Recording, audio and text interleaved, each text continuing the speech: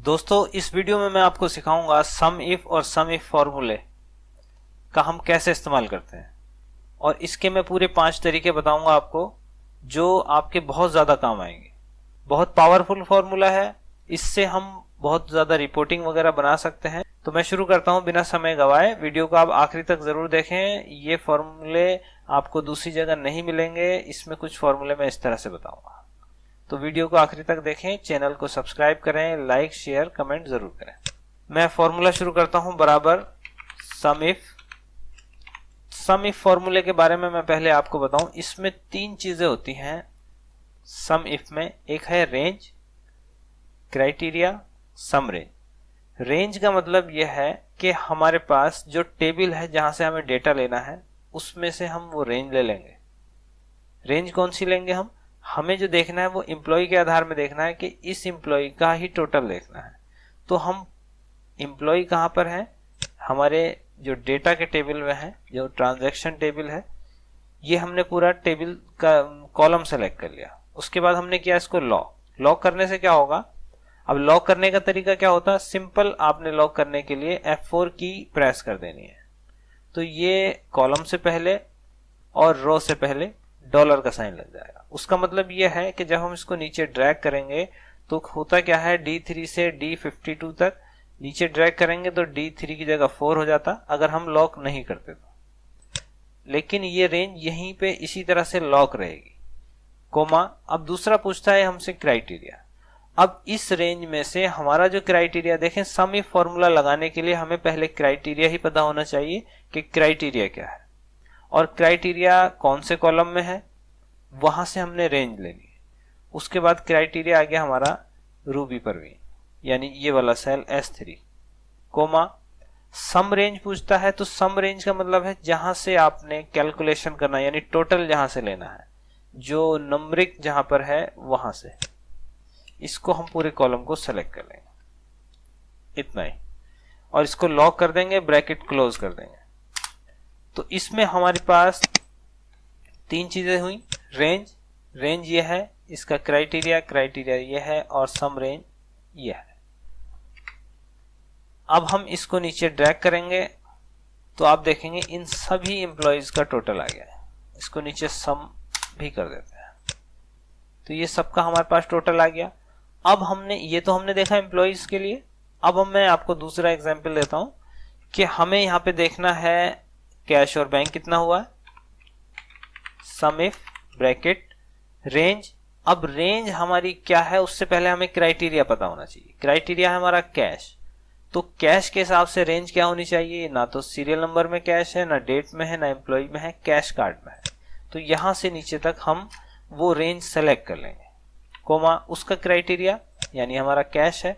Lock जरूर करेंगे आप, जितनी भी सम रेंज हो या क्राइटेरिया रेंज हो उसको लॉक करेंगे, क्राइटेरिया को लॉक नहीं करेंगे। सम रेंज ये वाली ली हमने, इसको भी हमने लॉक कर दिया। एंटर प्रेस किया तो आप देखेंगे कि यहां पर इसने हमें टोटल कैश इतना पेमेंट हुआ है, बैंक से इतना पेमेंट हुआ है। तो ये टोटल और ये टोटल दोनों सिमिलर आ रहे हैं क्योंकि यहाँ पे सारे एम्प्लॉयज का आ गया, यहाँ पे दोनों कैश बैंक का आ गया। अब हमें लेना है इसको इस तरह से कि हमें अमन बैंक से कितना उसको पेमेंट दिया गया है। तो यहां पे हमारे पास 2 क्राइटेरिया हो गए। अभी तक तो हमारे पास क्राइटेरिया एक था, उसी का हमने टोटल लेना था, जैसे यहाँ कैश था, कैश लेना था।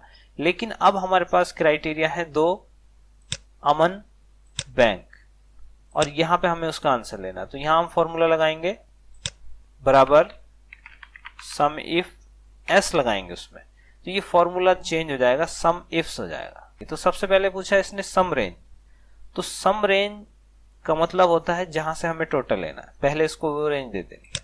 तो सम रेंज हमारा क्या होगा? Amount, coma.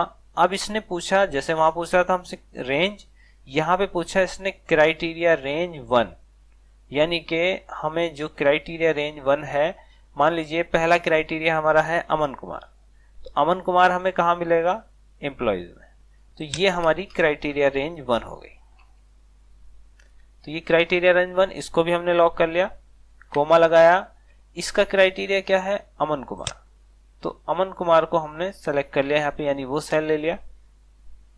कोमा, अब पूछता है क्राइटेरिया रेंज 2, तो 2 जो है हमारा क्या है, बैंक, और बैंक कहाँ मिलेगा हमें, कैश कार्ड में, तो इसको हम सेलेक्ट कर लेंगे, पूरी रेंज को लॉक कर लेंगे और सेलेक्ट करेंगे हम बैंक, ब्रैकेट क्लोज कर देंगे, एंटर करेंगे, तो आप देखेंगे अमन ने बैंक में इतना लिया है और कैश इतना लिया है।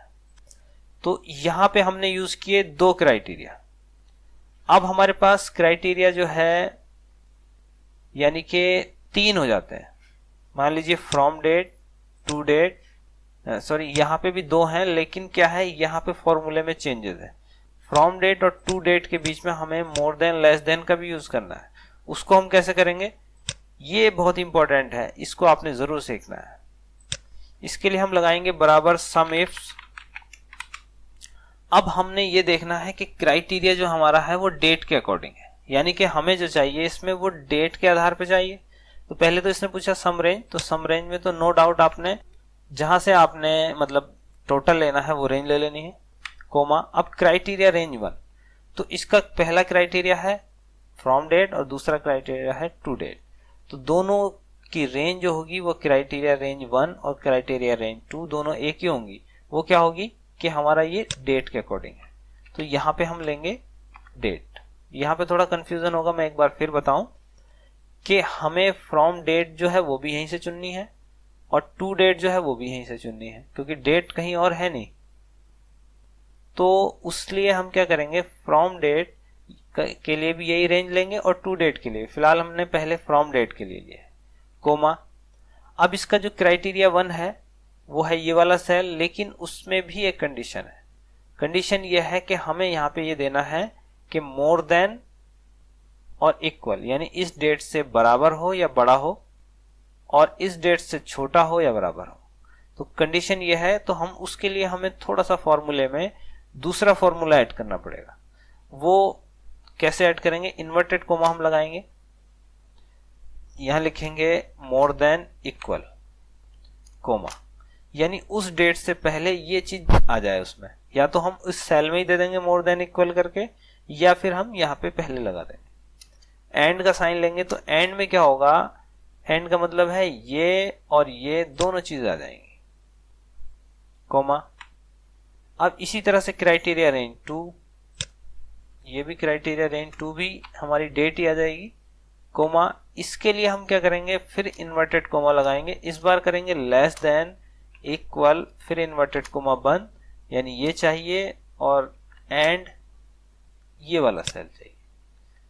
तो इसके लिए पहले मैं एक चीज इसमें बता दूं, देखो इसने हमें आंसर दे दिया। फिलहाल मैं एक चीज बता दूं आपको, अगर मैं यहाँ बराबर inverted coma more than equal and ये वाला सेल लेता हूं, तो क्या करेगा ये कि इस डेट से पहले, वैसे डेट को ये वैल्यू में बना देगा, फिर भी मैं आपको दिखा दूं, इससे पहले हमें करना यह है कि फॉर्मूले में यहाँ पे इन्वर्टेड कोमा लगाना। तो ये इस डेट से पहले हमें मोर देन इक्वल, और उसको डेट को इसने नंबर में कर लिया कन्वर्ट, तो उससे कोई फर्क नहीं पड़ेगा। लेकिन क्या है, ये दोनों काम हमने यहाँ पे इसमें फॉर्मूले में यहाँ किए, यानी एक काम तो ये हो गया और एक ही हो गया। इन दोनों का जो हम F9 की प्रेस करेंगे तो ये टोटल भी दिखा देगा, मतलब इसका आंसर दिखा देगा कि क्या है ये। कंट्रोल Z कर लेंगे हम, तो ये हो गया हमारा डबल क्राइटेरिया एक ही सेल में फ्रॉम डेट टू डेट के लिए। अब हमारा तीसरी जो चीज आती है उसमें क्राइटेरिया रेंज हो जाएगी। एक हमें क्राइटेरिया लेना है एम्प्लॉय का, दूसरा फ्रॉम डेट का, तीसरा टू डेट का, और उसके बाद उसका जो है टोटल लेना है उसका। अब हम यहाँ पे फॉर्मूला लगाएंगे बराबर सम इफ एस, सम रेंज आपने अमाउंट की लेनी है, कोमा। अब हम इसमें क्राइटेरिया रेंज 1, तो क्राइटेरिया पहला हमारा है एम्प्लॉय का नाम, तो एम्प्लॉय का नाम के लिए हमें एम्प्लॉय के कॉलम में से आना पड़ेगा, यही हमारी रेंज लेंगे हम, और इसका क्राइटेरिया हो जाएगा सुमन, यानी ये एम्प्लॉय। इसको लॉक करें या ना करें उससे कोई फर्क नहीं पड़ेगा, इस टाइम हम कहीं पे भी लॉक नहीं करें कोई फर्क नहीं पड़ेगा, क्योंकि सिर्फ हमें ड्रैग नहीं करना है इसको। फिलहाल फिर भी हम लॉक करते हुए चल रहे हैं, कोई इसमें वो दिक्कत नहीं। कोमा, अब इसकी आती है क्राइटेरिया रेंज 2 जो रेंज है वो ये है कि हमारी फ्रॉम डेट और टू डेट, ये भी उसी तरह से होगा, इसमें भी हम डेट की रेंज ले लेंगे। अब हम इसे लॉक ना भी करें कोई दिक्कत नहीं है, कोमा।